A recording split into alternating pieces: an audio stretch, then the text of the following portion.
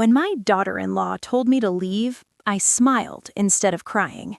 At that moment, my heart felt heavier than anything I had ever carried. Yet, I nodded. I nodded because I knew there was no use in arguing. There was no use in trying to explain myself. And still, a part of me wanted to vanish into the walls of that house, the house I had helped build, the house where my son grew up, the house where I had dreamed of growing old surrounded by love. It all began with small things, almost invisible at first. A glance that lingered too long, a comment that seemed harmless but felt like a pinprick in my chest. I told myself I was imagining it, that maybe I was overreacting. But that day, when she spoke those words, the finality in her voice, I realized that I could no longer pretend. I stood in the doorway, holding my bag lightly in one hand, feeling my own hands shake just a little. The kitchen smelled faintly of tea and fresh bread, my son's favorite breakfast, the one I had made for him every Sunday for the past 15 years. And yet, even that small comfort could not keep the sharp sting of rejection from piercing through. I looked at my son, hoping for his eyes to meet mine, for a word to soothe the ache, but he didn't look. He kept his gaze on the table, his hands wrapped tightly around a cup of coffee, his fingers trembling as if trying to hold himself together. I wondered if he had even heard the words, or if he had simply chosen silence, letting her speak for both of them. I tried to catch her eyes, tried to see even a flicker of warmth, but all I saw was a cool, calm expression, the kind that hides everything behind a mask of certainty. It told me what words alone could not, that this was not a mistake, this was not a moment of anger, it was a decision, and it was made long before I stood there smiling through the hurt. I didn't cry, not that day, not yet. Instead, I turned to my bag, adjusted it on my shoulder, and stepped toward the door. Every step felt heavier than the last, as though gravity itself wanted to keep me from leaving. I closed the door behind me quietly, listening to the faint click echo like a heartbeat that I could not catch. I remember the first day my son introduced me to her. She smiled politely, holding a small bouquet of flowers in her hands, and I felt that old motherly excitement, the kind that makes your chest swell a little and your stomach flutter. She seemed nice, respectful, eager to fit in, and I wanted to like her. I wanted her to feel at home, to be part of the family I loved so dearly. Our home had always been filled with laughter. Even on ordinary days, the kitchen smelled of something warm and inviting. My husband and I had raised our children here, and every corner of the house held memories. Footsteps on the stairs, a little drawing stuck to the refrigerator, the sound of my son's laughter echoing down the hallway. It was the kind of home where everyone knew each other's stories, everyone's joys and fears. And so when my son came home with her, I opened my heart. In the beginning, we had shared small, happy moments. She asked for advice about cooking, and I showed her my favorite recipes, the ones my own mother had taught me. I remember helping her pick out a vase for the living room and laughing when she almost dropped it on the floor. I thought, perhaps this is how family grows, slowly, gently, through shared days and tiny acts of care. But over time, I began to notice subtle changes. Conversations that once flowed easily now seemed forced. She laughed at my jokes a little too quickly, not from joy, but from habit. The warmth in her eyes that had seemed genuine at first now looked practiced, as if she were acting the part of a dutiful daughter-in-law rather than feeling it. I tried to dismiss these feelings. Maybe I'm imagining it, I told myself more times than I could count. Perhaps I am reading too much into small gestures. I reminded myself that every new relationship takes adjustment, that change is natural, and that families are messy by design. I told myself these things, and yet a quiet unease settled into the corners of my heart, a soft whisper I could not ignore. There were small incidents, like the Sunday when I baked a chocolate cake for my son's birthday and she barely looked up from her phone when we sang, Or the evening when I asked if she wanted to join me in the garden, and she said she was too busy with other things. It was nothing big, nothing worth arguing over, but little by little they accumulated, like drops of water filling a cup, until the weight of them became almost unbearable.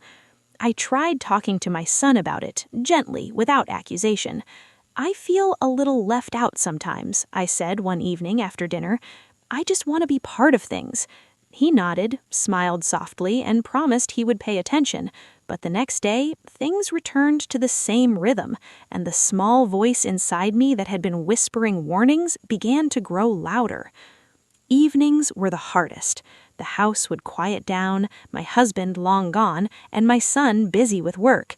I would sit in the living room listening to the faint ticking of the clock, staring at the empty spaces where laughter should be, and wonder how love could feel so distant when it was once so close. I thought about my own mother, about how she had always welcomed strangers, always held the family together with quiet strength. I wondered if she had ever felt this kind of slow, creeping exclusion. I tried to reach out, tried to bridge the distance. I left little notes for my son, small gifts for her, asked her for help in the kitchen, and invited her to share memories from her childhood. I wanted to understand her, to find common ground, but each attempt seemed to push her further away, even when she smiled politely or nodded in response.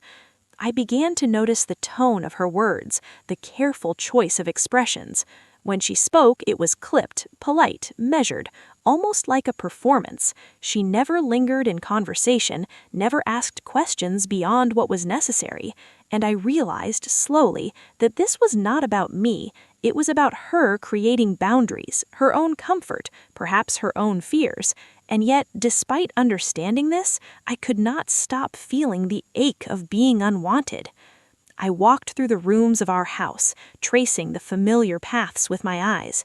The sofa where my children had once cuddled with me, the dining table where we had shared countless meals, the kitchen where my hands knew every corner. It all looked the same, but somehow it felt different, empty, quiet. I wondered if she felt the same weight of absence when I wasn't there, or if she felt relief. It was during these quiet moments that I realized family is not just about proximity, it's about acceptance. And acceptance, I learned, cannot be demanded. It must be freely given. My son chuckled softly. "Yes, I remember." But she didn't laugh. She didn't even look up. She sat across the table, arms folded, expression unreadable. I felt a pang of sadness I couldn't quite name. Was it anger or just indifference? Later that week, I noticed another thing. She began reorganizing the house, moving things around, changing little corners that had belonged to our family memories. A photograph here, a vase there. Each time I caught myself holding my breath, wondering if I had the right to speak, to ask why. One evening, I decided to sit quietly in the living room, sipping tea, pretending not to notice her rearrangements. But the silence between us was loud. I wanted to ask her why, to tell her that our home held more than just furniture, that it held memories, but my voice seemed to vanish before it reached my lips. Sometimes, late at night, I would hear her talking on the phone, laughing softly, a laugh that never included me, and I realized how small and alone I had become, even in a house full of people I loved. The unspoken tension began to affect even the simplest routines. My son would bring his cup of coffee to the sofa and sit quietly beside her, saying little, as though each word had to be measured. I would pour my own cup and find a quiet corner of the kitchen, watching them from a distance, feeling like a guest in my own home. One afternoon, I tried to help her with laundry. "Do you want me to fold these?" I asked gently. "No, I've got it," she said without looking up, her tone polite but final. I stepped back, my hands still holding the pile of clothes. I told myself not to take it personally. She was capable, independent, perhaps just didn't need me. But the ache in my chest said otherwise. I felt shut out, excluded from the daily rhythm of the home I had once nurtured. Even my son didn't notice, or if he did, he said nothing. I tried small gestures, preparing snacks, leaving little notes, offering help, but each time I was met with polite distance, a barrier I could not cross, and with each moment the walls around my heart grew heavier. It wasn't just actions, it was the energy, the way her presence seemed to shrink my place in the room, the way I started timing my own steps around hers, avoiding spaces she occupied. I began to feel like a shadow, a quiet observer in a home that no longer wanted me there. The breaking point came quietly, almost imperceptibly. I had been cleaning the kitchen after breakfast, humming softly to myself when she walked in. I greeted her, as always, with a gentle smile. "I need you to leave," she said, calmly. For a moment, the words didn't register. My mind froze. I wanted to laugh, to cry, to ask if she meant it, but all I could do was smile, nod, and quietly start to gather my things. You want me to leave?" I asked softly, almost whispering. "Yes, please," she replied, without anger, without malice, just calm, firm certainty. I turned to my son, hoping for a word, for support, for something, but he kept his gaze fixed on the table, silent, unmoving, and in that silence I realized the truth. I was alone in the family I had given my life to. I packed my bag slowly, deliberately. Every movement felt heavy, weighted with the years I had spent loving, nurturing, and holding the family together. I wanted to explain, to plead, to beg for understanding, but I knew it would do no good. She had made her decision, and my son, silent as he was, had accepted it. As I closed the door behind me, I felt a strange mixture of grief and relief. Grief for the love that had gone unrecognized, relief for finally acknowledging what had been quietly present for months, the truth I had been trying to ignore. I walked down the street slowly, my bag on my shoulder, feeling the cool air against my face. I thought about the years I had spent in that house, the memories tucked into every corner, and wondered if I would ever feel that sense of belonging again. The quiet moments stretched into hours. I tried to help with chores, to show kindness, but every gesture was met with polite distance, as if I were a guest rather than part of the family. Even my son, the one person I thought would stand with me, seemed trapped between us. Later that evening, I sat alone in the living room, the soft hum of the heater filling the silence. I watched them in the kitchen. She moved with ease, laughing softly at something he said, and I realized, with a sudden sharp ache, that they had built a world without me, a world where I no longer belonged. I remembered all the years I had spent loving, nurturing, and supporting them. I remembered the birthdays, the late nights of worry, the sacrifices no one had ever acknowledged, and I felt an emptiness so deep that it seemed to swallow me whole. I didn't yell. I didn't cry. I simply sat there, my hands clasped tightly in my lap, my mind replaying the memory of the day I had first walked into their lives, full of hope and joy. And now that hope felt fragile, like a candle flickering in the wind. Finally, I whispered, almost to myself, "I understand." It was not forgiveness, not yet, but it was acknowledgement. I understood that love cannot be forced. I understood that sometimes people's hearts remain closed, no matter how much we give. And I understood, painfully, that I might never be fully accepted by the one person whose approval I had longed for, the daughter-in-law who had quietly, without malice, made me feel unwanted. After I left their house that day, I wandered the streets quietly, my bag light on my shoulder, but my heart heavy as stone. The air smelled faintly of rain and earth, a small comfort, yet nothing could wash away the ache of rejection. I thought about my son, about the home that had once been warm and full of laughter, and I realized how quickly life could shift without warning. I went back to my own home, the one I had shared with my husband for so many years, now quiet and empty.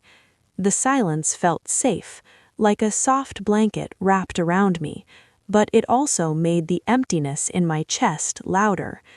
I made a cup of tea and sat by the window, watching the drops of rain streak the glass. Each droplet seemed to echo the sadness I could not yet name. I tried to distract myself with small tasks, folding laundry, watering plants, arranging the flowers, but even these familiar routines felt hollow. Every room seemed to whisper reminders of family memories that no longer belonged to me. I had given so much love, yet it felt as if my presence had been erased. And then I thought about my own life, the years I had poured into my children, the quiet moments of joy, the laughter at birthdays, the tears over scraped knees. I remembered that family is not just about acceptance, it is also about love that exists even when unseen, even when unacknowledged. That thought, small as it was, began to settle like a seed in my heart. Days passed. I continued my routines, but I let myself think, to feel, to grieve. I allowed the sadness to be present, to sit beside me like an old friend. I wrote in my journal, pouring words onto paper that I could not say aloud. I was unwanted, I wrote. I was overlooked. But I am still here. I still love. I still remember the joy we shared. And maybe that is enough for now. I began to understand something important. Being unwanted by one person, even someone so close, does not erase your value. It does not erase the love you have given or the memories you have built. I realized that my worth was not tied to her acceptance, nor to my son's silence. My worth had always existed, quietly, in the love I had given freely. Sometimes I would hear from my son, small messages, a call, a gentle voice on the line. He never mentioned the conflict, never tried to explain her actions, but his presence reminded me that he still cared. And slowly I began to rebuild my own sense of peace. I thought about forgiveness too, not for her, not yet perhaps, but for myself. Forgiveness meant I could let go of the constant ache, the desire to argue or to explain. Forgiveness meant I could breathe again, slowly, quietly, without the weight of anger or sorrow pressing down. And so I allowed myself to forgive, not because anyone asked, but because I needed it. I started to find comfort in small things again. I would take long walks, feeling the wind brush against my face. I spent time in my garden, noticing the way the sunlight caught the leaves, the gentle sway of flowers in the breeze. I cooked meals I loved, not for anyone else, but for myself. I also began reaching out to other family members, siblings, cousins, old friends. I realized that love existed in many forms, and though it might not be with her, it was still abundant around me. I wrote letters, not to send, but to write down what my heart needed to say. Sometimes I read old photographs, smiling softly at memories that no one could take from me. One quiet evening, I received a call from my son. His voice was soft, almost hesitant. "Mom, I just wanted to hear your voice." I smiled, feeling warmth spread through me. "I'm here," I said. That small connection, that simple acknowledgement, reminded me that even in rejection, love can survive. It doesn't always come in the way we expect, and it doesn't always look like we imagine, but it is still there, quietly, waiting to be noticed. Over time, I returned to their home, not because I expected acceptance, but because I wanted to be present in my son's life. I learned to navigate the delicate space between us, speaking softly, offering small gestures of care, and giving her the distance she seemed to need. I discovered that love can be patient. It can endure quiet rejection without losing itself. And slowly, the ice began to melt, not through confrontation, but through presence, empathy, and the unwavering commitment to family, even when it feels unreciprocated.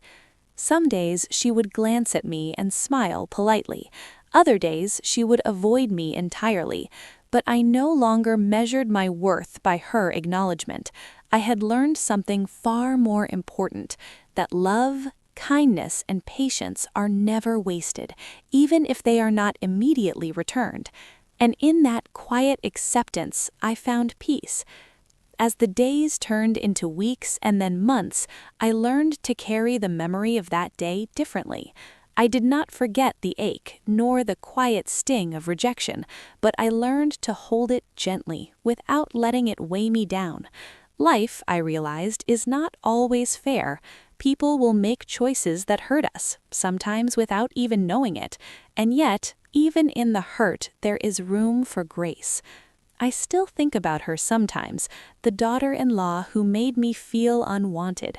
I think about her calm certainty, the way her words closed a door I had long thought open, and I understand now that her actions were hers alone, born from her own fears, her own ideas of comfort, her own vision of family. They were never a reflection of my worth. I also think about my son, who stayed silent yet cared in his own quiet way. I have learned that love does not always speak loudly. Sometimes it is a glance, a small gesture, a phone call, a shared cup of tea, and sometimes it is the patience to wait for hearts to soften in their own time. I found peace in the small things, the warmth of sunlight on my face, the gentle sway of leaves in the garden, the taste of tea brewed just the way I like it, the soft voice of my son on the phone. I realized that love and belonging are not always measured by acceptance from others. They are also measured by the love we carry within ourselves, the memories we nurture, and the quiet kindness we give freely, even when no one notices. If I could say one thing to anyone listening to this story, it would be this: you are never defined by someone else's choice to exclude you. Your value does not diminish because another person cannot see it. Life will sometimes close doors, and people will sometimes turn away, but your love, your patience, your heart, they remain strong and alive. Hold on to them. Cherish them. They are yours, always. And as for me, I keep walking forward, slowly, softly, carrying love in my own way. I smile at the small joys of the day. I nurture my memories. I call my son and laugh quietly together, even if the home feels different than it once did. I have learned that even when you are made to feel unwanted, you can still find warmth, peace, and hope in your own heart. Because family, in the truest sense, is not just the people who accept you easily. Sometimes it is the love you carry, the patience you practice, and the quiet strength that keeps you going, even when the world feels distant. And that is enough.